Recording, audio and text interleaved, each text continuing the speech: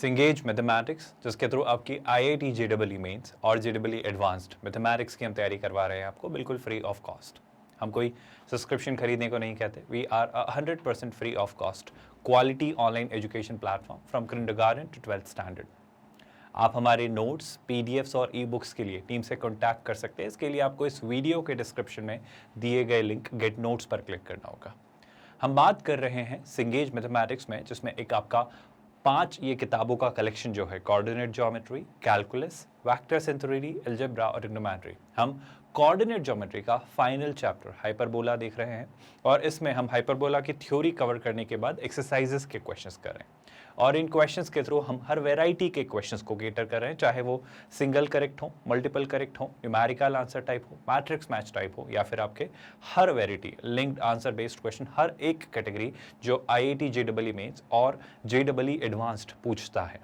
इसी के साथ साथ इसके बाद हम JEE एडवांस्ड के हाइपरबोला चैप्टर से पूछे गए प्रीवियस ईयर्स क्वेश्चंस भी करेंगे। मतलब एक अच्छी, मजबूत और बेहतरीन तैयारी आपकी बिल्कुल फ्री ऑफ कॉस्ट करवाई जा रही है। इसी के साथ साथ स्टूडेंट्स याद रखिए, कोऑर्डिनेट खत्म करने के बाद हम कैलकुलस शुरू करेंगे और फिर वेक्टर सेंस थ्योरी और फिर अलजेब्रा और आखिर में ट्रिग्नोमेट्री के साथ पूरी तैयारी आपकी मैथमेटिक्स सब्जेक्ट की हम इंश्योर करेंगे एक बेहतर तरीके से हो। विद दैट आज का लेक्चर शुरू करते हैं और आज के लेक्चर में देखते हैं कि आपके लिए कौन से क्वेश्चंस अनफोल्ड होते हैं। तो जो कैटेगरी आपके सामने प्रेजेंट हो रही है that is linked comprehension type questions, मतलब एक कॉम्प्रहेंशन, एक पैसेज और इस पैसेज पर बेस्ड, इससे लिंक्ड क्वेश्चंस आपसे पूछे जाएंगे। तो देख लेते हैं इस क्वेश्चन में वो क्या कह रहा है, गौर से पढ़िएगा। वो कुछ कह रहा है आपसे, X Y be a variable point such that this equation represents a hyperbola. Now if an equation represents a hyperbola, उसमें कुछ तो बातें होंगी। अगर मैं इस इक्वेशन को ध्यान से देखूं तो मुझे कुछ समझ आ रहा है कि सर ये ना एक डिस्टेंस वाला, डिफरेंस वाला फॉर्म है। सर डिस्टेंस के डिफरेंस वाला फॉर्म क्या होता है? आप सारी बातें छोड़िए, आप बड़ा बेसिक सा फंडा याद रखिए। जहां इलिप्स में हमने पढ़ा था, इलिप्स की डेफिनेशन आपको याद होगी ना कि इलिप्स क्या है? एक ऐसे पॉइंट का path, locus of a point, जो इस तरीके से मूव करता है कि उस पॉइंट की दोनों फोकाई से डिस्टेंसेस का सम एक कांस्टेंट वैल्यू होता था, जो कि आपके मेजर एक्सिस की आप लेंथ माना करते थे। सेम इसी तरीके से हमने हाइपरबोला में भी देखा है, बट यहाँ सम की जगह हम क्या यूज कर लेते हैं? Difference. I hope you all have remembered it. अगर नहीं तो मैं याद दिलाता हूँ कि सर अगर एक पॉइंट P है जिसे आप कह लेते हैं x, y, और अगर इसकी दोनों फोकाई जो है, मैं हाइपरबोला के कॉन्टेक्स्ट में बात कर रहा हूँ, S और S dash, I hope you haven't forgotten that. तो आप क्या कहते हैं? हम कहते हैं सर कि S और S डैश में आप ये बात याद रखते होंगे कि P से S की डिस्टेंस और P से S डैश की जो डिस्टेंसेस हैं, इन डिस्टेंसेस का डिफरेंस, यानी कि अगर मेरे पास S के भी कुछ ना कुछ कोऑर्डिनेट्स होंगे, S डैश के भी कुछ ना कुछ कोऑर्डिनेट्स होंगे, मैं डिस्टेंस निकाल सकता हूँ, बिल्कुल निकाल सकता हूँ। और वो जो डिस्टेंसेस का डिफरेंस होगा, दोनों की जो P की S से डिस्टेंस जो है और P की S डैश से जो डिस्टेंस है, और चूंकि मुझे नहीं पता है वो डिस्टेंस पॉजिटिव है या नेगेटिव, मतलब वो जो डिफरेंस है वो उसमें बड़ी वैल्यू कौन सी है, छोटी वैल्यू कौन सी है, तो उस डिफरेंस को पॉजिटिव रखने के लिए हम क्या लगा लेंगे उस पर? मॉड। और ये जो डिफरेंस है ये इलिप्स की ही तरह कांस्टेंट होता है। जैसे इलिप्स में सम कांस्टेंट होता है, ऐसा यहाँ पर डिफरेंस कांस्टेंट होता है। और इसमें जरूरी बात ये निकल कर आती है कि इस डिफरेंस में आप जानते हैं कि इसकी जो कांस्टेंट वैल्यू होती है दैट इज 2a यानी आपके मेजर एक्सिस की लेंथ, जो हम अपने स्टैंडर्ड केस में जानते हैं किसके इक्वल होती है? 2a। आई होप ये सारी बातें याद हैं। अब अगर मैं किसी फिक्स्ड पॉइंट P को मान लूं, अगर मैं इसमें किसी फिक्स्ड पॉइंट P को मान लूं, तो ये जो P उसने खुद दे रखा है x, y, ये वही पॉइंट P है। और अगर इस P पॉइंट के नजरिए से हम देखें और समझे सिनेरियो को, तो आप देख पा रहे हो इस P पॉइंट की 1, 2 से डिस्टेंस कुछ क्लिक कर रहा है आपको, और इस P पॉइंट की 5, 5 से distance. I repeat my statement, ये आप आसानी से गेस कर पा रहे होंगे कि सर देखो x, y की 5, 5 से डिस्टेंस, ये डिफरेंस के स्क्वायर के सम का अंडर रूट, ये डिस्टेंस फॉर्मूला है आपका। और इस तरीके से यहाँ भी तो ये डिस्टेंसेस हैं, मतलब x, y पॉइंट की डिस्टेंस किस किस पॉइंट से? सर एक पॉइंट है 1, 2, एक पॉइंट है आपका कौन सा? 1, 2, और दूसरा पॉइंट है आपका 5, 5। तो इन पॉइंट से, तो इन्हें मैं क्लियरली जानता हूं, मैं इन्हें क्या कह सकता हूं? फोकाई आपकी S और S डैश। इसी के साथ अगर मैं आगे बढ़ूं तो ये जो 3 आपको दिखाई दे रहा है, क्या मुझे कुछ सिखाने, बताने या बोलने की जरूरत है कि सर ये जो 3 यहाँ पर दिख रहा है दैट 3 इज नथिंग बट वो 3 क्या होगा सर? दोनों, मतलब आपके वर्टाइसेस के बीच की डिस्टेंस, या जिसे आप यहाँ कहते हैं ट्रांसवर्स एक्सिस की length. I hope you haven't forgotten that. तो कहानी तो बड़ी सॉर्टेड सी, सुलझी हुई सी है, इसमें कोई नई विशेष मुश्किल बातें हमने नहीं की। यहां तक जो भी डेटा हमने क्रैक किया, क्या इस इंफॉर्मेशन को लेकर कोई डाउट? आई होप यहां तक कोई कंफ्यूजन नहीं है। अब मूव करते हैं क्वेश्चंस पर और क्वेश्चन देखकर समझते हैं कि एग्जैक्टली वो पूछ क्या रहा है। जैसे अगर मैं फर्स्ट क्वेश्चन की बात करूं तो वो पूछ रहा है द इसेंट्रिसिटी ई डैश, है ना, ई नहीं ई डैश वो कह रहा है, क्यों कह रहा है सुनिएगा ध्यान से, of the corresponding conjugate hyperbola. So वो इस हाइपरबोला की इसेंट्रिसिटी में इंटरेस्टेड नहीं है, वो इस हाइपरबोला के कॉन्जुगेट हाइपरबोला की इसेंट्रिसिटी में इंटरेस्टेड है। होप आप ये बात समझते हो कि कॉन्जुगेट हाइपरबोला मतलब क्या, मतलब अगर ये आपका एक हाइपरबोला है तो अगर ट्रांसवर्स और कॉन्जुगेट एक्सिस को मैं इंटरचेंज कर दूं तो आपका वो कॉन्जुगेट हाइपरबोला होता है। ये बात हम पढ़ते आए हैं अगर आप भूले नहीं हो तो वो उस कॉन्जुगेट हाइपरबोला की इसेंट्रिसिटी पूछ रहा है, जो कि हम आसानी से निकाल लेंगे अगर आपको लेक्चर्स के बेसिक्स याद हैं जो हमने थ्योरी के दौरान पढ़े हैं, कि अगर आपको किसी इलिप्स की किसी हाइपरबोला की इसेंट्रिसिटी पता हो तो उसके कॉन्जुगेट की इसेंट्रिसिटी और उसकी इसेंट्रिसिटी में एक रिलेशन होता है जो हमने सीखा था। खैर अगर मैं सबसे जरूरी बात अभी करूं तो फोकाई हमारी क्या नहीं थी सर, पहली जो फोकस आपकी आ रही थी एस वो थी 1,2 और जो दूसरी फोकस आ रही थी जिसे आप कह रहे थे एस डैश वो थी 5,5। Can you help me in figuring out the distance between these two foci? अगर मैं आपसे पूछूं इन दोनों फोकाई के बीच का डिस्टेंस तो वो आप मुझे बता सकते हैं कि अगर सर आपसे कोई पूछे दोनों फोकाई के बीच की डिस्टेंस, तो हम जानते हैं आपकी ये जो दोनों फोकाई होती हैं किसी भी हाइपरबोला में, हमारी थ्योरी के अकॉर्डिंग ये बड़ा बेसिक सा डिफरेंस है, क्योंकि हमने देखा है AE,0 और -A,0, उस नजरिए से हमने दोनों फोकाई के बीच की डिस्टेंस को 2AE से डिनोट करना सीखा है। तो अगर मैं S और S डैश के बीच की डिस्टेंस की आपसे बात करूं, आई होप ये दोनों आपके फोकाई हैं, तो इनके बीच की डिस्टेंस हम कैसे डिनोट करेंगे सर, 2AE, है ना। तो S और S डैश को मैं 2AE से डिनोट करूंगा, यानी 2AE कह सकता हूं। पर क्या मैं S और S डैश निकाल सकता हूं? हाँ सर, अगर थोड़ा सा दिमाग लगाया जाए तो S और S डैश निकालना is not a very difficult task. क्यों? ध्यान से देखिए, देखो 1,2 की 5,5 से डिस्टेंस, 5 - 1 4, 4 का स्क्वायर कितना है स्टूडेंट्स, 16 प्लस 2 और 5 का डिफरेंस -3, आप 3 ले लीजिए क्योंकि हम स्क्वायर करेंगे और वो कितना हो जाता है 9, और इसका आप क्या लेंगे अंडर रूट। अच्छा, इस तरफ अगर मैं आपसे बात करूं 2AE, तो 2AE में से मैं क्या जानता हूं सर, 2AE में से आप 2A जानते हो।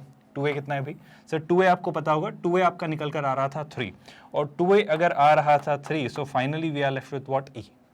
अब अगर मुझे इसेंट्रिसिटी पता चल गई है इस वाला हाइपरबोला की, जो कि बहुत टफ टास्क नहीं, आप खुद कहेंगे सर 5/3, मैं इसके बाद वाला इसके कॉन्जुगेट हाइपरबोला की इसेंट्रिसिटी कैसे निकालूंगा? आई होप आप फॉर्मूला नहीं भूले हो, बड़ा ही साधारण सुलझा हुआ सॉर्टेड सा फॉर्मूला है जो हम सीखते आए हैं। पहले तो इसे देख लो, इसकी इसेंट्रिसिटी क्या होगी सर, ये जो हम लिख रहे हैं 5/3, कैसे, 16 + 9 25 का under root 5, so this turns out to be 5/3। Now what are we going to do next, बहुत ध्यान से सुनिएगा। अगर मैं इसके कॉन्जुगेट हाइपरबोला की इसेंट्रिसिटी निकालना चाहता हूं तो भूल जाइए सारी बातें, मुझे महज आप इतना बताइए कि अगर आपके पास एक एलिप्स है, एक्चुअली एक हाइपरबोला है, तो हम जानते हैं उस हाइपरबोला की इसेंट्रिसिटी और उसके कॉन्जुगेट हाइपरबोला की इसेंट्रिसिटी के स्क्वायर का रेसिप्रोकल का सम जो होता है वो 1 के इक्वल होता है। हम थ्योरी लेक्चर में बहुत डिटेल में इस बात को डिस्कस कर चुके हैं। अगर आपको ये लेक्चर्स याद है, ये बातें, ये कहानी याद है, तो इससे क्या फायदा हो रहा है सर, इससे मुझे एक बहुत अच्छी बात नजर आ रही है जो आप सब नोटिस करेंगे कि सर देखो, अगर आपको इस एलिप्स के इस हाइपरबोला की इसेंट्रिसिटी पता है तो उसके कॉन्जुगेट हाइपरबोला की इसेंट्रिसिटी इस फॉर्मूले से हम निकालेंगे। और अगर इस हाइपरबोला की इसेंट्रिसिटी मैं आपसे पूछूं तो ये कितनी हमने निकाली है सर, ये हमने निकाली है 5/3, अगर आप सब देख पा रहे हो तो यहाँ पर हम रिप्लेस करेंगे 5/3 का स्क्वायर। ध्यान से देखें 1/E स्क्वायर, 5/3 का स्क्वायर कितना होगा 25/9, लेकिन उसका हम क्या ले रहे हैं रेसिप्रोकल, तो कितना हो जाएगा सर, ये होगा 9/25 प्लस, है ना, ये तो है ही आपका 1/E डैश का स्क्वायर इज इक्वल टू 1। एक छोटा सा काम करेंगे हम, यहाँ पर हम क्या करेंगे 9/25 को वहाँ शिफ्ट किया, अब जैसे ही 9/25 को वहाँ शिफ्ट किया तो कितना हो जाएगा 1 - 9/25। खैर ब्रेन में आपके सारी कैलकुलेशन होनी चाहिए और आप सीधे इस स्टेप के बाद आंसर देने में सक्षम हैं अगर आप ब्रेन में कैलकुलेट करें तो। पर फिर भी अगर आपको नहीं दिख रहा है तो देखो 25 - 9 कितना 16, तो ये हो जाता है 16/25। और अगर ये हो जाता है 16/25 तो हम क्या करेंगे, ध्यान से देखिए, मैं इसे क्या लिखूंगा 16/25। और मेरा मानना है कि आप सब इसे आसानी से देख पा रहे होंगे कि सर E डैश का स्क्वायर, ये अगर मैं इसका रेसिप्रोकल लेता हूं तो कितना हो जाएगा E डैश का स्क्वायर 25/16, और हम उसका क्या ले लेंगे अंडर रूट, तो वो कितना हो जाएगा सर, वो होगा फाइनली आपका 5/4 और इस बेसिस पर आप मार्क करेंगे ऑप्शन सी। क्या ये क्वेश्चन और इसका सोल्यूशन आप सभी स्टूडेंट्स को बहुत इजीली समझ आया?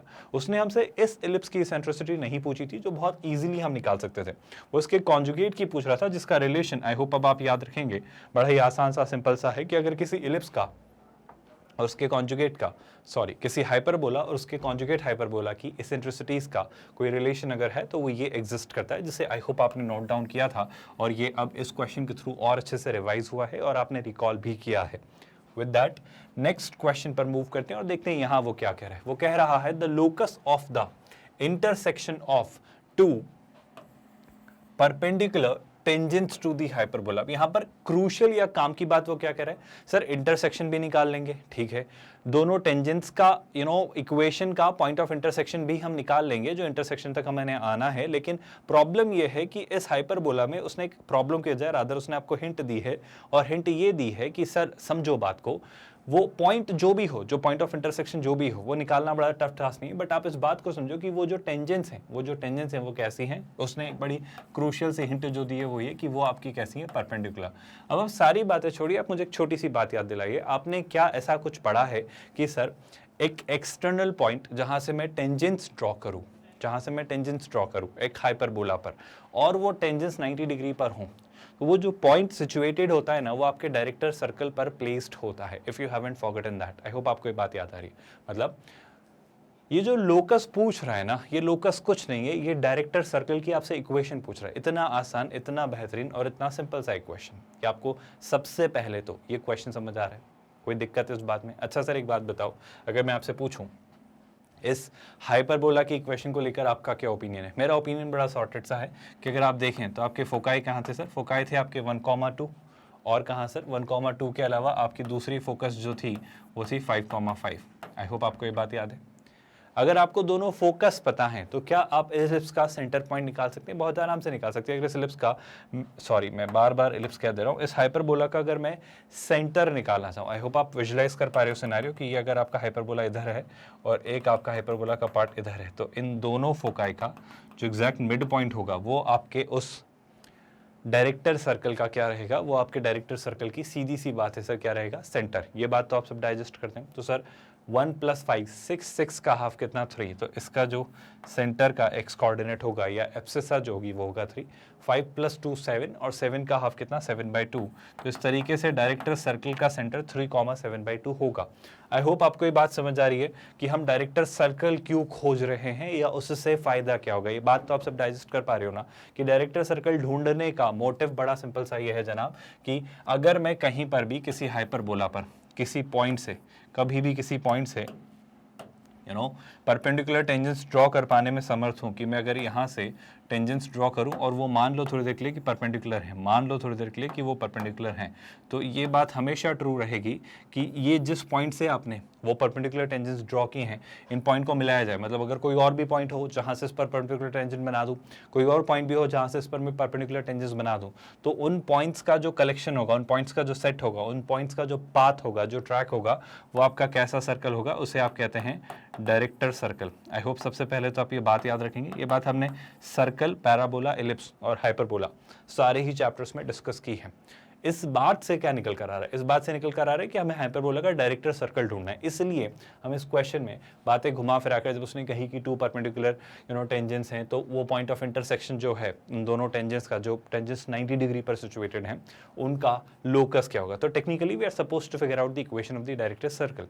बट इन सब बात से पहले अगर मैं इस डायरेक्टर सर्कल तक आना चाहूँ तो क्या आप भूले तो नहीं हो कि सर अगर आपके पास एक हाइपरबोला दे दिया जाए, अगर आपको एक हाइपरबोला दे दिया जाए तो उसका डायरेक्टर सर्कल बड़ा सॉर्टेड सा होता है। जैसे कि मान लो एक हाइपरबोला है जिसका सेंटर है मान लो अल्फा कॉमा बीटा पर, और उसमें जो आपके मेजर एक्सेस और माइनर एक्सेस या ट्रांसवर्स एक्सेस या और कॉन्जुगेट एक्सेस से आप अगर ए और बी निकाल पाएँ, अगर आप उसमें ए और बी ढूंढ पाएँ, है ना, तो हम जानते हैं सर इक्वेशन डायरेक्टर सर्कल की बड़ी सॉर्टेड सी होती।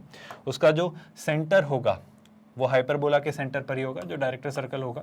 तो उसकी इक्वेशन आप लिखते हैं x - अल्फा का स्क्वायर प्लस y - बीटा का स्क्वायर इज इक्वल टू, इस डायरेक्टर सर्कल की जो रेडियस होती है वो आपकी सेमी ट्रांसवर्स एक्सिस और सेमी कॉन्जुगेट एक्सिस के स्क्वायर्स का उनके स्क्वायर्स का डिफरेंस या rather a square minus b square होता है in a better language. Difference might confuse you all, तो मैं यहाँ पर बस ये लिखूंगा, ये इस तरीके से आप डायरेक्टर सर्कल लिखते हैं। अगर आपको क्या पता हो, अगर आपको हाइपरबोला के सेंटर के कोऑर्डिनेट्स पता हो और उसके ट्रांसवर्स एक्सिस और कॉन्जुगेट एक्सिस के बारे में इंफॉर्मेशन हो, तो आप इस तरीके से इसके डायरेक्टर सर्कल की इक्वेशन लिखते हैं। ये बात आप सब समझे। सर मैं लिख दूंगा डायरेक्टर सर्कल की इक्वेशन, पर क्या मैं सबसे पहले ए और बी तक पहुंच सकता हूं? देखो हम उसके सेंटर निकाल चुके हैं, मतलब अल्फा बीटा हमने निकाल लिया। अब मैं ए और बी तक अगर आना चाहूं तो मेरे पास सर ए है। ए कितना है सर? ध्यान से देखो, बड़ी सिंपल सी बात है। हमने ए निकाला कितना? 3/2। क्या आप सब नोटिस कर पा रहे हो कि जब आप ए यहाँ से निकाल रहे हो तो ए कितना आ रहा है sir? 3/2। Do you all agree with this? I hope आपको समझ आ रहा है। इसके साथ साथ हमने दोनों फोकाई के बीच का जो डिस्टेंस था एस एस डैश, वो हमने क्या कहा था? वो हमने कहा था 2AE, अगर आपको बातें याद है तो। और जब हमने देखा था एस एस डैश, दोनों के बीच का डिफरेंस कितना आया था? 5, और 2A की वैल्यू कितनी थी? 3। तो हमारी इसेंट्रिसिटी हाइपरबोला की कितनी आ गई थी? 3, मतलब 5/3। क्या ये बात आप सभी को याद है? अगर इसेंट्रिसिटी E पता है और A पता है तो क्या B तक पहुंचा जा सकता है? अगर आपको ये फॉर्मूला या ये रिलेशन याद है तो आप बहुत अच्छे से कहेंगे हाँ सर, हमने एक बड़ी क्रूशल सी बात सीखी कि हाइपरबोला में इसेंट्रिसिटी जो होती है वो होती है E² = 1 + B² / A²। भूले तो नहीं हो? अच्छा, इससे क्या फ़ायदा होगा सर? इससे बड़ी सिंपल सी बात ये होगी कि हम इसे क्या लिखेंगे, गौर से देखिएगा स्टूडेंट्स, बहुत ही सॉर्टेड, सिंपल और डायरेक्ट सी बात है, जो सारी चीज़ें आप जानते हैं उन्हीं पर बेस्ड। आप एक काम करिए, अगर आप इसे सिंप्लीफाई करना चाहें तो इसे थोड़ा और सिंप्लीफाई कर लीजिए, रीराइट कर लीजिए, जो हमने B² वाला वर्जन देखा है वो लिख लीजिए, या फिर अगर आप चाहें तो यही वैल्यूज़ रख दीजिए। जैसा आपको ठीक लगे वैसा करिए, बस आंसर की तरफ बढ़िए, है ना। तो मेरे ख्याल से सर इसको फटाफट अगर मैं सॉल्व करता हूँ तो देखो, मैं आपको B² वाला वर्जन लिख देता हूँ। आप क्या करते हैं, A² यहाँ पर मल्टीप्लाई करते हैं, फिर A² यहाँ ले जाते हैं, तो क्या हो जाता है सर? वो हो जाता है A² E² - A² = B²। I hope you all have remembered that. And if you wish to simplify it further, in order to make your calculation simpler, what you are simply supposed to do is, ध्यान से देखिएगा, आप यहाँ से A² common ले लेते हैं तो B² जो निकल कर आता है, ये एक और रिलेशन है जो आप जानते हैं, that B² is nothing but what? A² times E² - 1। I hope ये फॉर्मूला, ये एक्सप्रेशन आप सभी को याद है, जो हमने कई दफ़ा डिस्कस किया है ना। आप चाहते तो इसे ऐसा भी लिख लेते, E² - 1 और A² फिर मल्टीप्लाई कर देते, वही बात है। अब कहना क्या चाह रहा हूँ मैं आपसे, मैं बड़ी आसान सी बात आपसे कहना चाह रहा हूँ कि आपको E और A दोनों पता है। आपको E और A दोनों पता है, तो अब B तक आ जाइए। अब जैसे ही आप E की वैल्यू रखते हैं, E की वैल्यू कितनी है? 5/3, है ना। तो 5/3 मतलब क्या? 5/3 का स्क्वायर यानी 25/9 - 1, है ना। और A² कितना था? अगर मैं A² आपसे पूछूं तो A² कितना है सर? 9/4। A² कितना है जनाब? सर वो है 9/4, and this is the value of B²। इसे थोड़ा सा सिंप्लीफाई करेंगे, गौर से देखिएगा। सिंप्लीफाई जब मैं करूंगा तो देखो, 25 - 9 कितना हो जाएगा? 16। तो ये हो जाएगा 16/9। तो ये कितना होगा भाई? 16/9। तो ये तो है 9/4 और ये है 16/9, है ना। और यहाँ पर ये कितना दिख रहा है सर? ये दिख रहा है आपको B²। अब अगर मैं यहाँ पर आपसे चीज़ें पूछूं तो 9 से 9 मुझे कैंसिल होता दिख रहा है, क्या आप सभी को दिख रहा है? और एक छोटा सा काम और आपको दिख रहा है कि 4 का 16 कितना? 4 टाइम्स। अब आप देखो B² आ रहा है 4, अगर मैं इनके हिसाब से A² पूछूं तो यहाँ से निकालो A² कितना आ रहा है सर? A² आ रहा है 9/4। 3/2 का हमने क्या किया? स्क्वायर। अगर A² आ रहा है 9/4, so can you help me in figuring out A² और B² में बड़ा कौन है? so, ध्यान से देखो, B² है 4 और ये है 9/4, समथिंग 2 पॉइंट समवेयर अराउंड कुछ है। तो हम देख पा रहे हैं कि B² बड़ा है A² से। अगर B² बड़ा है A² से तो क्या आपको प्रॉब्लम समझ आ रही है? प्रॉब्लम यही है कि इस बार आपका सर्कल नहीं बनेगा। क्यों नहीं बनेगा सर? क्योंकि रेडियस का स्क्वायर नेगेटिव थोड़ी होता है, आप समझो ना। ये आपके सेंटर से डिस्टेंस का square is equals to radius का स्क्वायर, जो कि है A² - B²। और जब आप A² - B² निकालेंगे, जब आप A² - B² निकालेंगे तो 9/4 - 4 आप करके देखिए, एक नेगेटिव वैल्यू आएगी, ये एक नेगेटिव वैल्यू आएगी। And I hope you are realising कि आप इस तरीके से कभी इक्वेशन नहीं बनते हुए पाते। और ये कंडीशन थी जो हमने पढ़ी थी, क्या पढ़ी थी सर? कि हाइपरबोला का अगर डायरेक्टर सर्कल एग्जिस्ट करता है तो वो इन ई सर्कमस्टांसेस में एग्जिस्ट करेगा कि A² - B² आपका हमेशा पॉजिटिव हो, क्योंकि वही तो उसकी रेडियस का स्क्वायर, जो कि एक पॉजिटिव वैल्यू होनी चाहिए। वो नेगेटिव वैल्यू एक्सेप्टेबल ही नहीं, उस केस में वो सर्कल ही नहीं बनेगा। क्या आप मेरी डेफिनेशन को अच्छे से डाइजेस्ट कर पा रहे हैं? मेरा कहना बड़ा सिंपल सा है कि इस केस में यहाँ पर आपका डायरेक्टर सर्कल एग्जिस्ट ही नहीं करता है। अगर डायरेक्टर सर्कल एग्जिस्ट नहीं करता है तो कोई भी ऐसा पॉइंट एग्जिस्ट नहीं करता है जहाँ से आप इस हाइपरबोला पर परपेंडिकुलर टेंजेंट्स का पेयर ड्रॉ कर पाएँ। यानी कि इसका अगर कोई डायरेक्टर सर्कल है ही नहीं तो मैं क्या कहूँगा? Option D.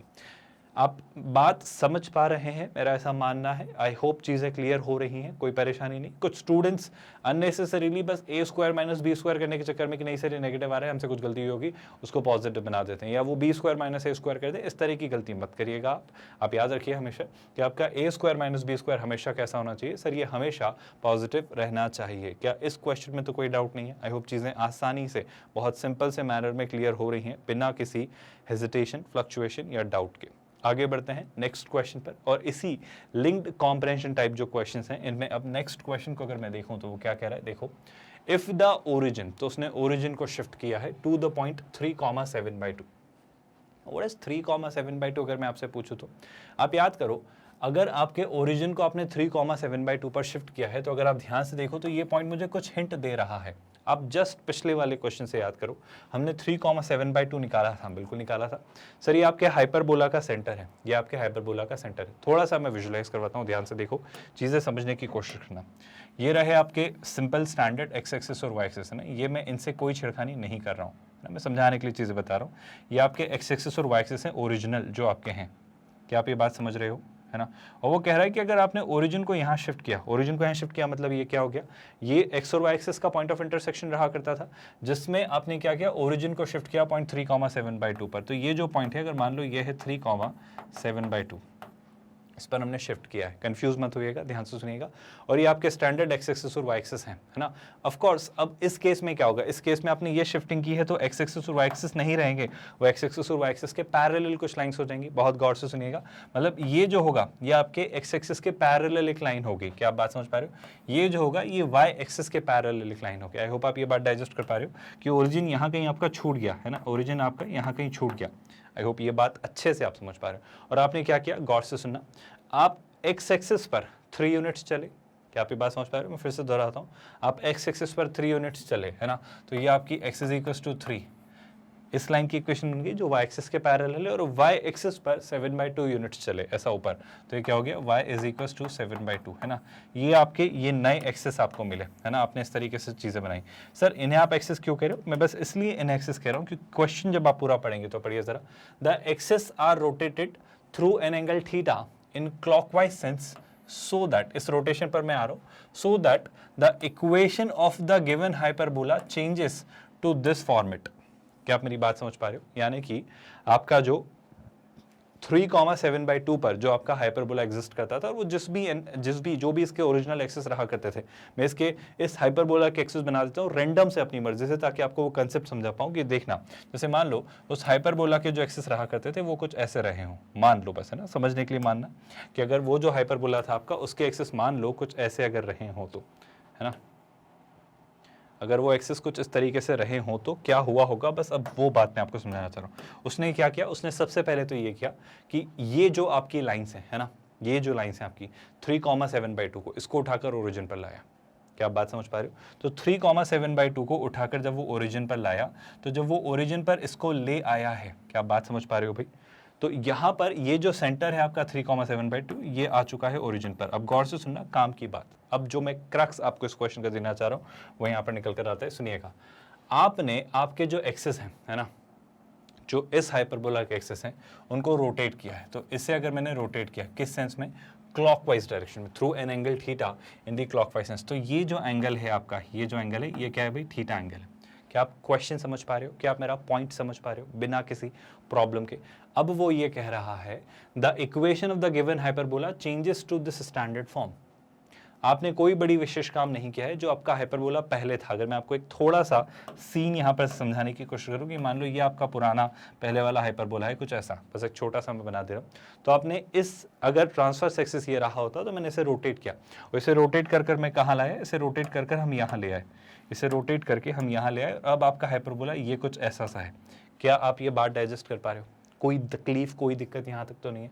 तो वो क्या पूछना चाह रहे हैं, वो उस रोटेशन पर आपसे सवाल कर रहा है कि आपने इस जो ट्रांसवर्स एक्सिस को रोटेट किया है ताकि आपके जो एक्सिस हैं वो पैरेलल हो गए, मतलब वो आप पैरेलल हो गए, मतलब रियली सॉरी, वो आपके एक्स एक्सिस और वाई एक्सिस बन गए, और आपका सेंटर जो है वो 3,7/2 से शिफ्ट होकर आप 0,0 पर आ गए। तो आपने ऐसा क्या बदलाव किया है, यानी किस एंगल से आपने इसे रोटेट किया है, दैट्स द क्वेश्चन। क्या पहले तो ये क्वेश्चन समझ आ रहा है बिना किसी कंफ्यूजन के?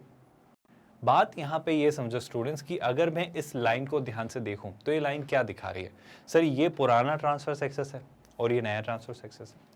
आपने ट्रांसवर्स एक्सिस को रोटेट किया है, सारी बातें एक तरफ गई। मुझे बस ये समझाओ सर ये एंगल क्या है, ये थीटा क्या है, यही तो निकालना है। पर ये थीटा क्या है अगर मैं आपसे पूछूं तो सर ये थीटा कुछ नहीं है। अगर आप इस लाइन को देख पाओ तो आप इसे कह रहे हो एक्स एक्सिस, जी हाँ, और ये आपका ओरिजिनल ट्रांसवर्स एक्सिस है। बिल्कुल सही कह रहा हूं मैं आपसे। तो अगर मैं ये पता कर लूं कि इस लाइन ने एक्स एक्सिस के साथ कितना डिग्री एंगल बनाया है, सर कोई लाइन एक्स एक्सिस से कितना डिग्री एंगल बनाती, ये तो उसकी स्लोप होती है, मतलब उसका टेन थीटा। तो शायद मैं थीटा तक पहुंच सकता हूं अगर मैं इस लाइन की स्लोप निकालूं। सर कैसे निकालोगे? मेरा कहना है आपके पास एक हिंट थी, आपके पास एक आइडिया था, अगर आपने चीज़ें ठीक से नोटिस की होती तो। हिंट क्या थी सर? हिंट ये थी जनाब कि इस लाइन की इक्वेशन ढूंढना बहुत मुश्किल काम नहीं था।